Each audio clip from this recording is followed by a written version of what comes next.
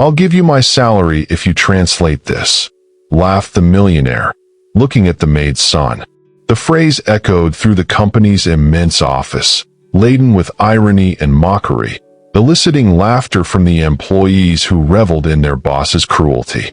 Eduardo Almeida, a 45-year-old man with an impeccable Italian suit and a haughty gaze, was waving a sheaf of documents in a foreign language in his hands as if they were trash, certain that no one in that room would be able to understand a single word.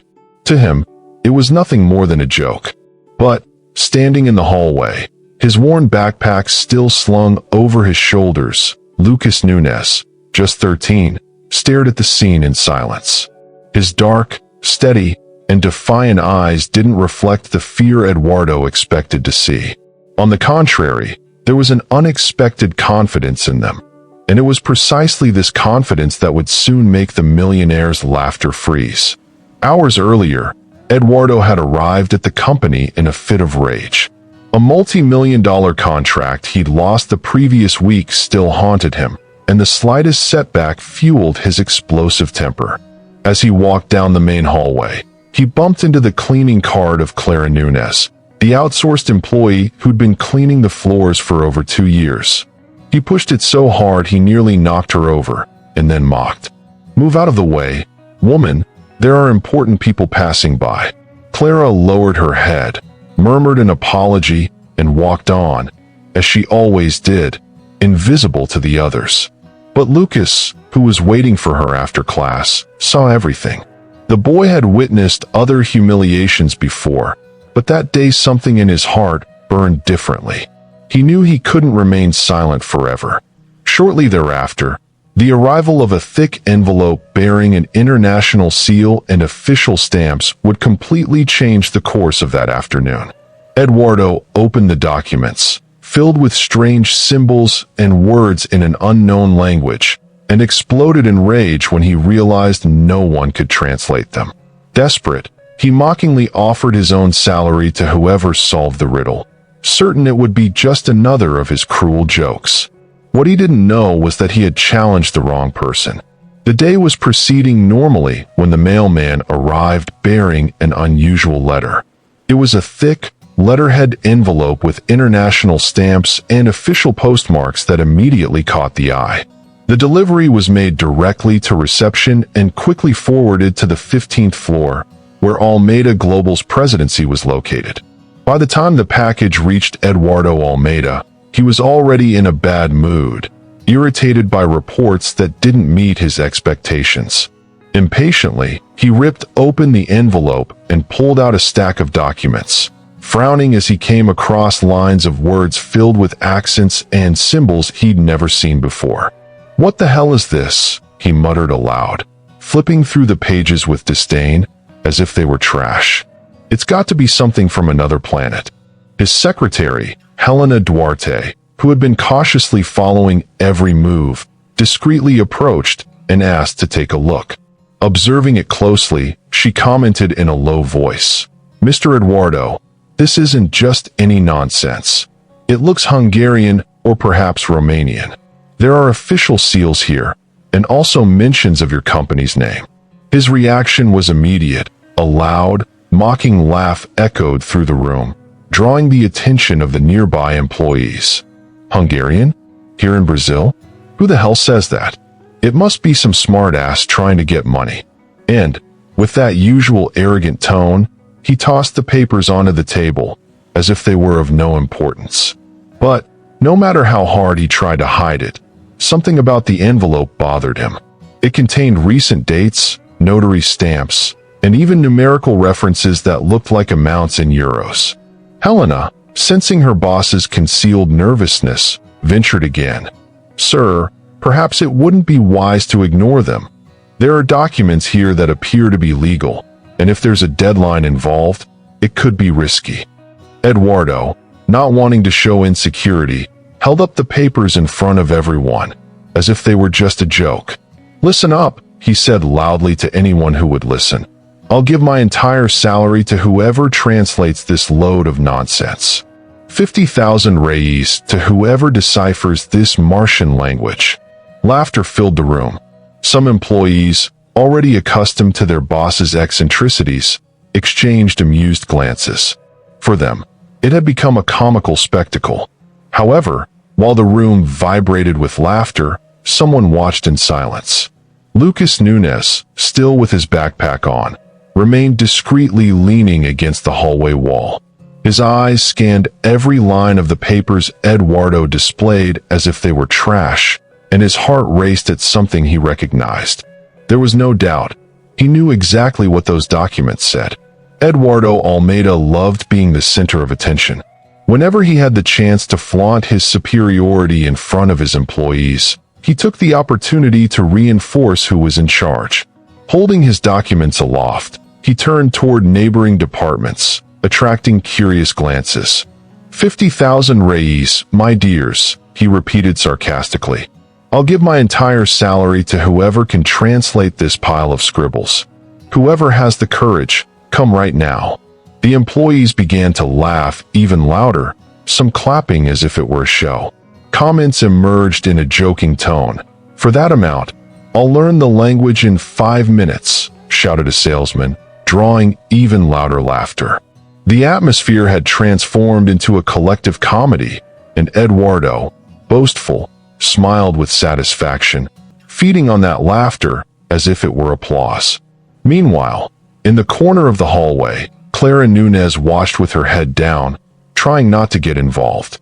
She was accustomed to this kind of scene, but something inside her twisted as she watched Eduardo's arrogance grow at the expense of the humiliation of others.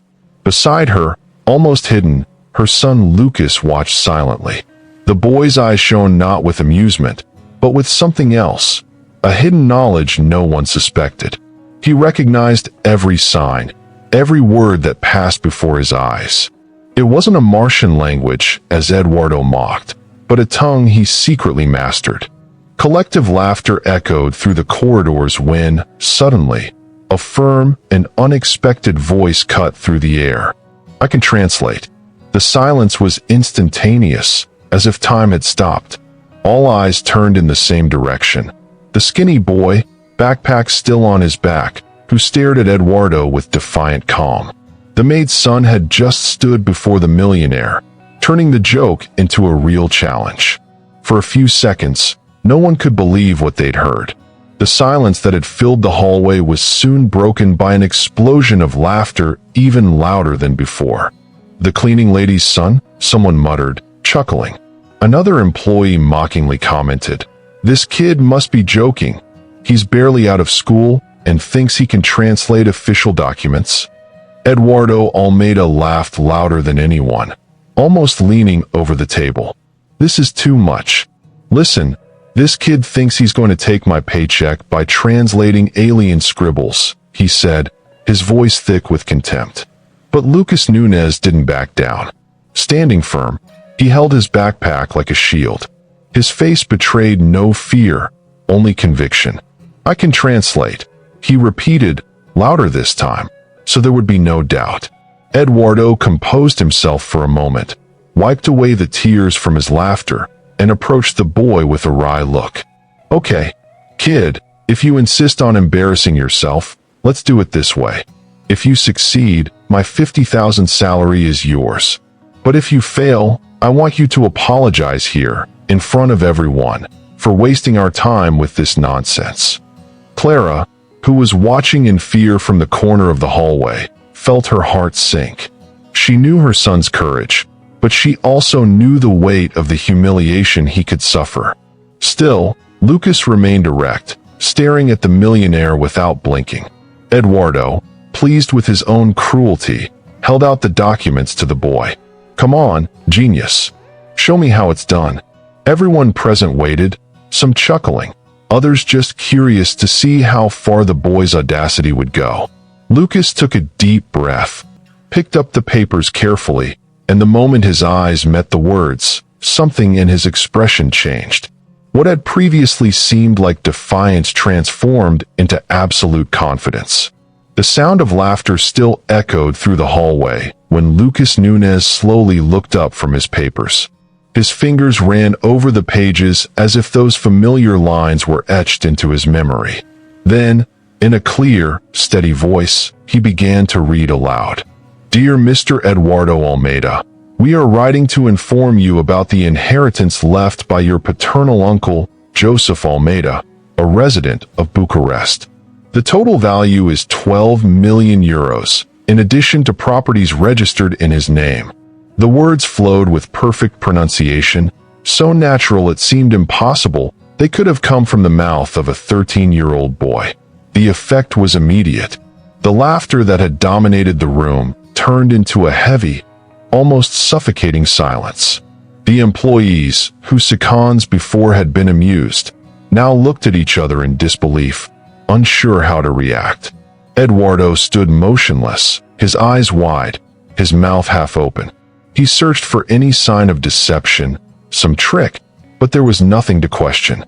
Lucas's fluency, tone of voice, confidence, everything demonstrated that this wasn't improvisation, but genuine knowledge. Clara, on the other side, held her hand to her mouth, tears welling up discreetly. For the first time, she saw her son confront Eduardo's arrogance in front of everyone. Lucas continued, turning another page.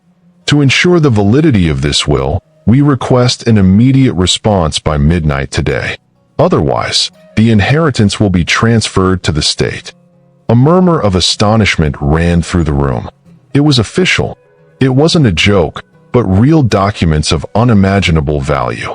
Eduardo had to lean on the table to keep his balance. The room seemed paralyzed. No one dared comment, as if everyone was trying to process what they had just witnessed. Eduardo Almeida, still in disbelief, approached the boy, took the papers back with trembling hands, and looked at Lucas as if facing an impossible puzzle. The millionaire's voice came out almost a whisper, thick with disbelief. How can you read this? Lucas didn't look away. He held his backpack tightly, as if it held his entire history, and replied calmly. Because I studied. I won a scholarship to a language institute and learned Romanian. My mother always believed that knowledge could change our lives. The impact of those words fell like a bombshell on the room. The employees, who had so often laughed and treated Clara as invisible, now looked at her son with a mixture of surprise and shame. Eduardo tried to compose himself, but his expression revealed the discomfort of seeing his arrogance crushed by the simplicity of a boy. Clara, in the background, clasped her hands against her chest. She knew the efforts her son made in silence, studying for hours on end, but she never imagined that his talent would emerge so dramatically. Eduardo took a deep breath, trying to regain his composure. He forced a wry smile and said, "Okay, kid, you know a few words. But that doesn't prove anything. This pile of papers might just be a fabrication." Lucas was undaunted. He pointed to a specific passage and translated it again, this time in detail, line by line, with the precision of someone who mastered every term. The references to amounts in euros, stamp dates, legal deadlines, everything was confirmed before everyone's eyes. The millionaire then realized what he hadn't wanted to admit. The only person there capable of helping him was the son of the maid he had just humiliated. And as the boy's final words echoed in the silence of the room, a new tension arose. Because this wasn't just about an inheritance. The deadline was ticking, and every minute lost could cost a fortune. The clock on the wall read just after 3 in the afternoon when Lucas Nunez finished reading the last few passages of the documents. Silence still reigned in the room, but now there was something different in the air. Tension was beginning to turn to despair. Eduardo Almeida, sweating cold, pulled up a chair and sat down suddenly, as if his legs could no longer support him. The millionaire stared at the pages with wide eyes, and with each line the boy translated, the weight of reality became more unbearable. "This can't be serious," he murmured, running his hand over his face. "It's very serious," Lucas replied without hesitation. "It's written here. You have until midnight, Brasilia time, to confirm receipt and begin the transfer process. If you miss the deadline, the entire inheritance will go to the Romanian state." The employees began to whisper among themselves, no longer laughing, just worried. Even Helena, the secretary, came over to confirm. The stamps were official, the seals authentic, and everything seemed too genuine to ignore. Eduardo, stunned, stood up abruptly and slammed his hand on the table, silencing everyone. How is that possible? 12 million euros, and no one in this office can help me? Lucas, firm, looked up towards the man everyone feared. I can help, but not for free. The boy's words echoed like an unexpected affront. Eduardo was silent for a few seconds, then let out a nervous laugh, trying to regain control. How much do you want, kid? He asked, still mockingly. Lucas took a deep breath, placed the papers on the table, and replied without blinking. Exactly what you promised. Your salary. The reaction was immediate. Some employees covered their mouths in shock. Others exchanged looks of disbelief. Clara's eyes widened, incredulous that her son had the courage to challenge such a powerful man. Eduardo, however, felt his chest burn. For the first time, someone had confronted him on his own turf, using his own words against him. And the clock was ticking. Every second that passed brought him closer to the risk of losing everything. For a moment, Eduardo Almeida was speechless. The silence in the room weighed more heavily than any previous laughter. The employees, who had previously been amused by their boss's arrogance, now watched expectantly, as if witnessing a silent duel. The millionaire took a deep breath, trying to decide between swallowing his pride or letting an unimaginable fortune slip away. He knew that without that boy's help, he had no chance of meeting the deadline. With a sudden gesture, he stood up and looked Lucas Nunes up and down. The difference in worlds between them was glaring. On one side, the man in the expensive suit, accustomed to giving orders and being obeyed. On the other, the simple teenager in a worn school uniform, but with a firmness in his gaze that shattered any hierarchy. Eduardo let out a sigh of suppressed anger and finally said, "Okay, kid, there's a deal. If you help me get this sorted before midnight, the paycheck's yours." The words were like poison to his pride, but Lucas simply nodded, unfazed. He sat down at the computer, organized the documents, and began typing quickly, translating every detail. Legal terms, clauses in Romanian, consular requirements, everything was recorded with a precision that surprised even the most skeptical.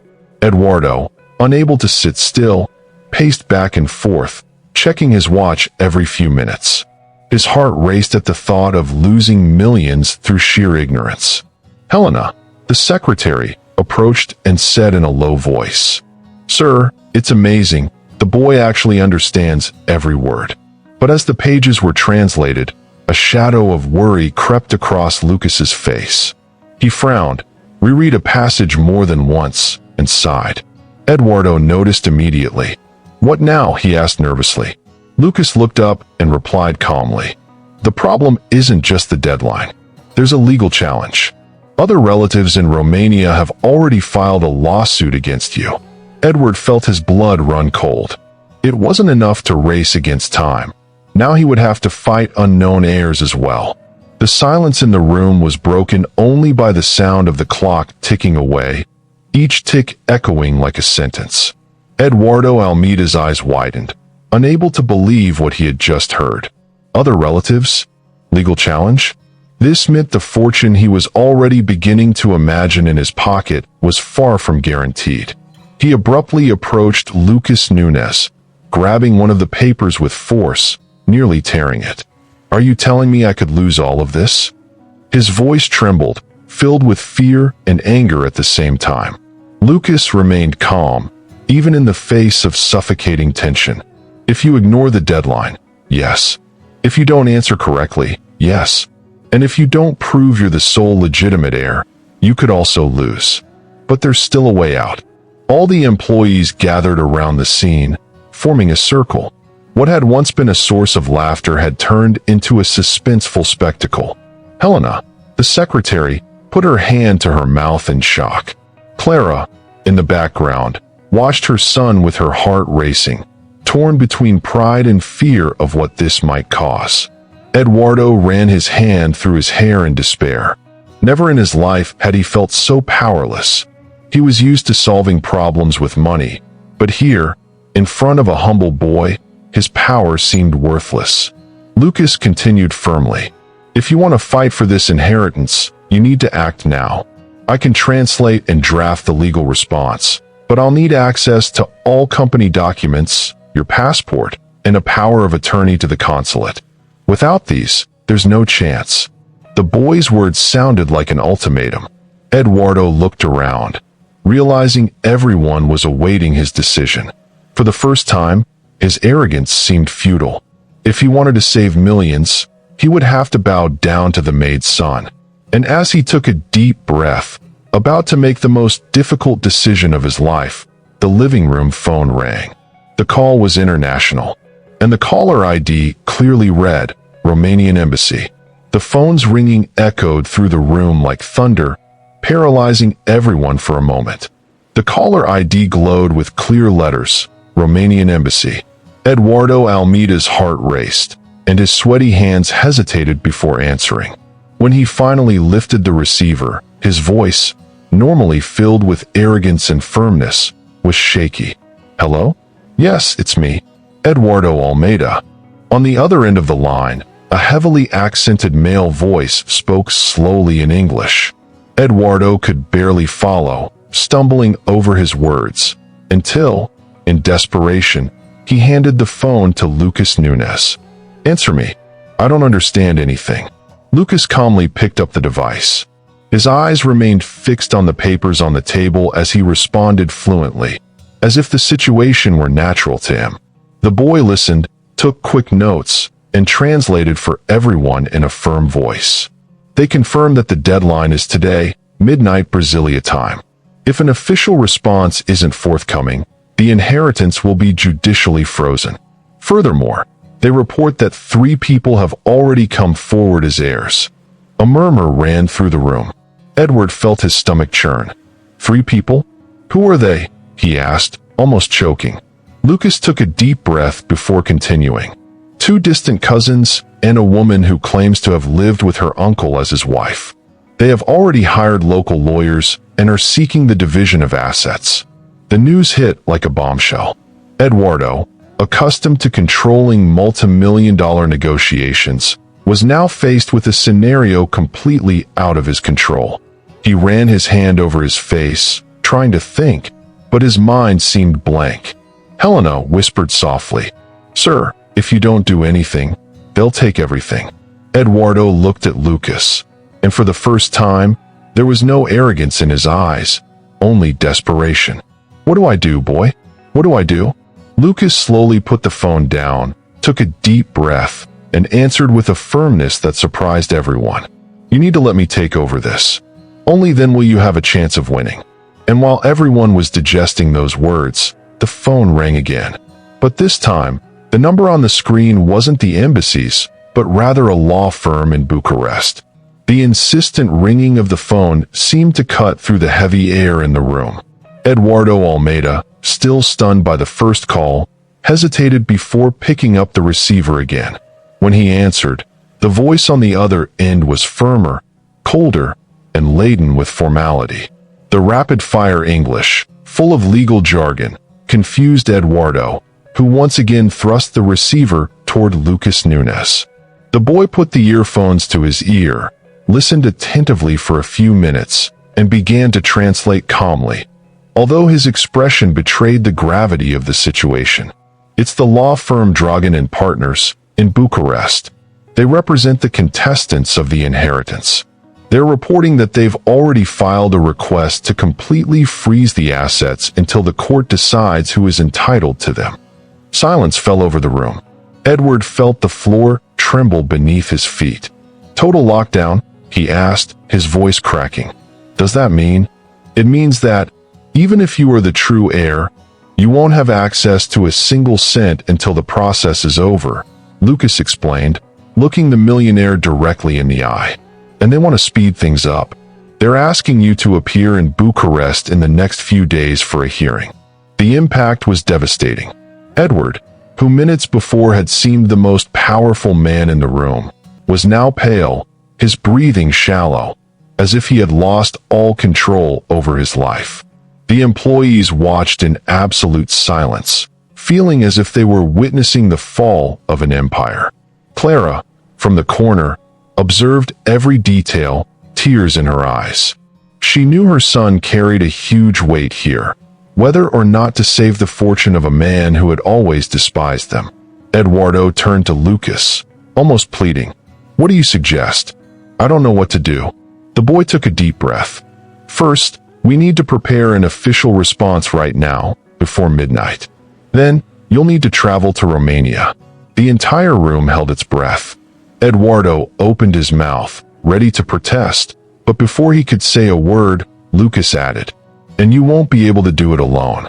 The weight of those words fell on Eduardo Almeida like a sentence. He sank into the leather armchair, running his hands over his head in despair. The idea of traveling to Romania seemed absurd. He, accustomed to controlling everything from a Sao Paulo skyscraper, now found himself forced to face foreign courts, in a language he didn't understand and within a legal system he was completely unfamiliar with. The silence was broken by the calm voice of Lucas Nunes, who held the documents with the firmness of someone much older than he actually was.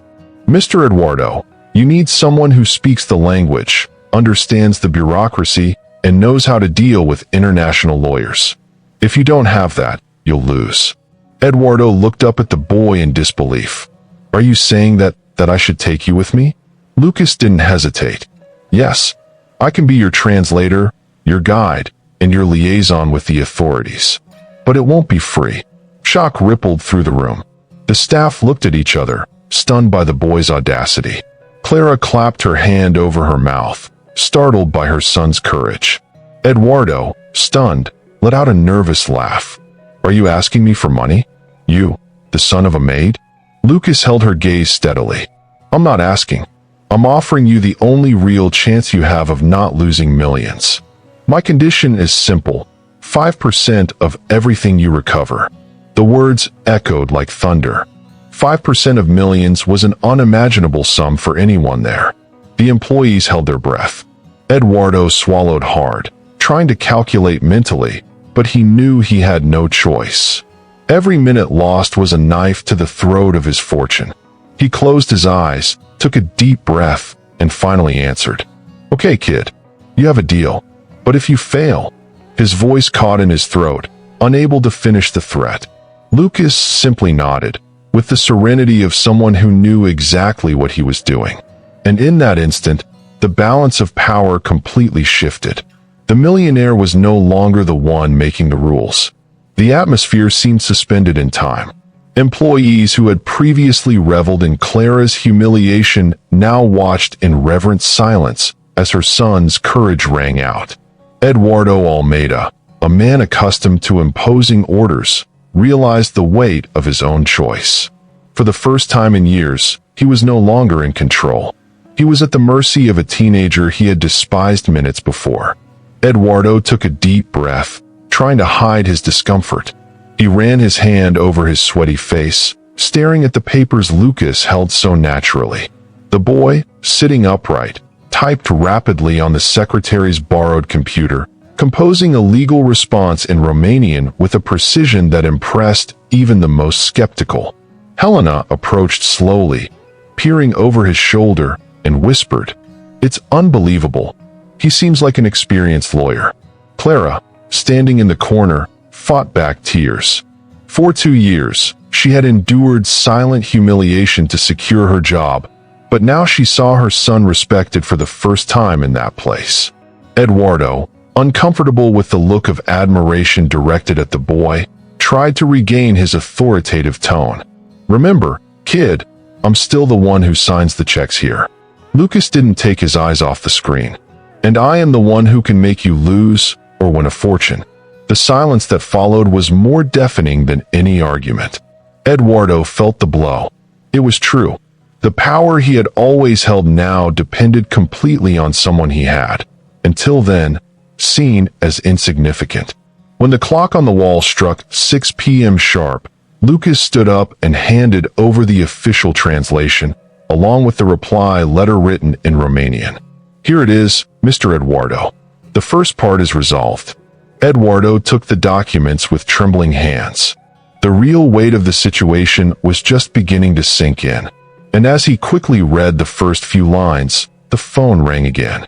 On the display, an unfamiliar Eastern European number flashed. The ringing of the phone cut through the silence like a blade. Eduardo Almeida took a few seconds to answer, afraid of what he might hear. On the other end, a deep, measured voice introduced itself in English. It was the lead lawyer at the Bucharest court, responsible for handling the inheritance case. Eduardo tried to follow, but the legal words jumbled together in his confused mind. With no other option, he handed the receiver to Lucas Nunes. The boy listened attentively, responding in Romanian naturally, as if in an ordinary conversation. Everyone in the room watched in absolute silence, unable to believe what they were seeing. A humble teenager, the maid's son, negotiating directly with an international authority. After a few minutes, Lucas hung up slowly, took a deep breath, and looked at Eduardo. "They're demanding your presence in Bucharest within 48 hours. They want formal proof of your identity as the direct heir." Eduardo turned pale. 48 hours? That's impossible. I have appointments, meetings, business here. Lucas raised his eyebrows. Business? You're talking about meetings while 15 million euros are about to slip through your fingers? If you don't go, you lose everything. The words echoed like a hammer. The millionaire felt a tightness in his chest. He, who had always believed he could buy any result, now stood at a crossroads where no amount of money was worth anything without the right knowledge. Helena approached, nervous. "Mr. Eduardo, you need to go. You can't ignore this." Clara, who had remained silent, watched everything with teary eyes. Her son had become the key player in an international fortune, and the fate of everyone in that room seemed to rest in his hands. Eduardo took a deep breath, angry with himself and the situation. Finally, he looked at Lucas. "Then you'll come with me. If this is the only chance, so be it." Lucas nodded, but before sitting down again, he added, "But, Mr. Eduardo, there's something you still don't understand. Out there in Romania, you'll just be a lost foreigner. Without me, they'll crush you in a matter of hours." And in that instant, Eduardo realized the cruel truth. His entire life of power and arrogance now depended entirely on a boy of just 13. The clock ticked relentlessly, and each minute felt like a blow to Eduardo Almeida's heart. He paced the room in a cold sweat, trying to imagine what it would be like to drop everything and fly to Romania in just 2 days. He was accustomed to luxury travel, 5-star hotels, and meetings planned months in advance, but now there was no time for comfort or protocol. It was rush or lose everything. Lucas Nunes remained serene, reviewing the documents on the table. The contrast between the two was stark. The millionaire, accustomed to absolute control, was in a panic. The boy, simple and humble, seemed in command, as if he held the pieces of an invisible board in his hands. Helena watched in astonishment, muttering to herself that she had never imagined seeing a 13-year-old boy conducting negotiations that decided the future of millions. "What do I need to bring?" Eduardo asked, almost breathless. "Passport, family documents, company contracts, powers of attorney, and, most importantly, trust," Lucas replied, without taking his eyes off the paper. "Without that, there's no point in going." Clara, who had remained silent until then, took a step forward. Her voice was firm, but with restrained emotion. "Mr. Eduardo, trust him. My son doesn't just talk for the sake of it. He knows what he's doing." Edward looked at her strangely. It was the first time he'd realized the strength behind this woman he'd always considered invisible.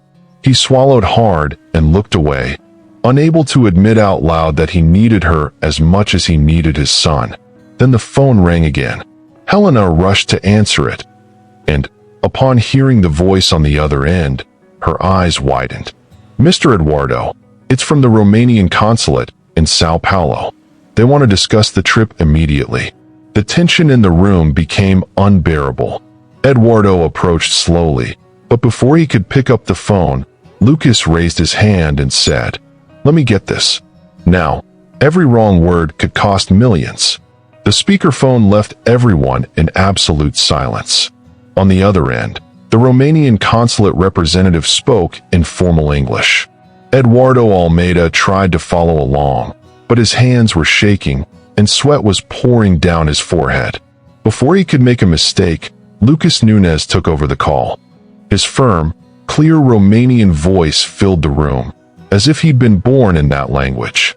He responded confidently, citing protocol numbers, specific laws, and deadlines that left everyone speechless. With each response, the representative confirmed, the documentation could be accepted, but only if submitted with a certified translation within 24 hours. Otherwise, the inheritance would be permanently frozen. Lucas ended the call, calmly turned to Eduardo, and handed him an envelope containing the translated and signed documents. "It's all here. The consulate will confirm it tomorrow morning. Then you need to board a plane to Bucharest." Eduardo held the envelope with trembling hands. He looked at the boy, and for the first time there was no arrogance, only gratitude and shame. I don't know how to thank you." Lucas kept his seriousness. "You already know how. You yourself said, 'I'll give you my salary if you translate this.'" The silence that followed was heavy. All the employees, who had laughed at the statement hours earlier, now saw it as the biggest turnaround they had ever witnessed. Eduardo took a deep breath, opened the drawer, and took out a check. He filled it out quickly and handed it to the boy. 45,000 reis. The amount that had previously seemed like a joke was now proof that he had lost more than pride. He had lost the false superiority that had sustained him. Clara wept quietly in the corner, proud of her son. Helena, with tears in her eyes, murmured, "I never thought I would see this happen." Eduardo, still unable to believe his own surrender, extended his hand to Lucas. "You won, boy, and you taught me a lesson no amount of money could buy." Lucas shook his hand firmly. "You only lost because you underestimated me. Never do that to anyone again." The clock read 11:45 p.m. The deadline was saved, the fortune protected, but the greatest treasure of that night wasn't the money. It was the transformation.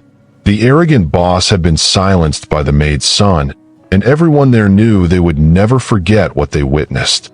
The phrase that began as mockery was now marked as destiny. "I'll give you my salary if you translate this." And it was exactly this bet that changed everything. If this story touched your heart, subscribe to the channel now, activate the bell, and share. This way, you'll help us bring you more moving stories that impact and transform lives. Thank you so much for your support.